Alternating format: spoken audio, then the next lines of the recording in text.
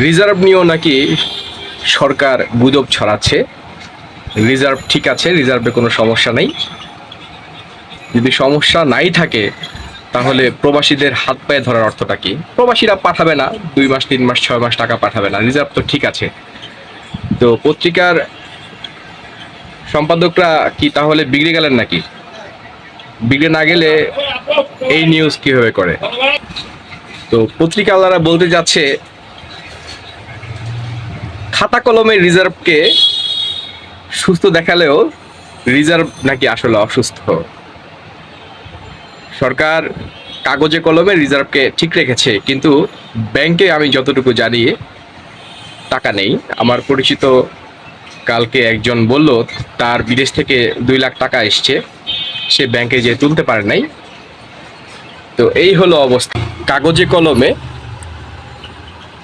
Reserve 100% healthy আছে।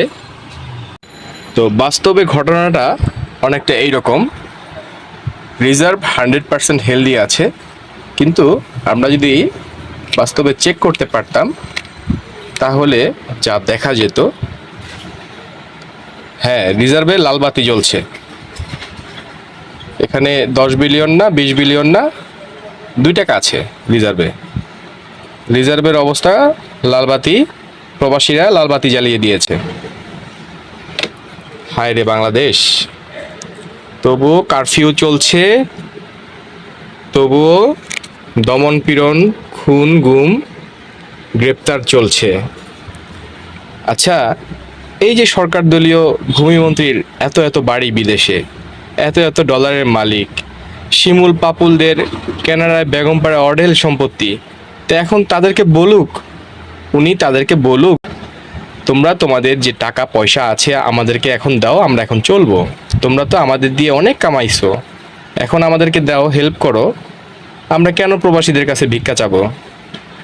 তোমরা তো কম কামাও নাই ভাই, তোমরা এখন দাও, ভিক্ষা দাও ভাই। নেটওয়ার্ক বন্ধ করে দিলেন, অনলাইন ব্যাংকিং সিস্টেম পুরো কলাপস হয়ে গেল। তাহলে কি আবারও নেট বন্ধ করার ধান্দা আছে নাকি?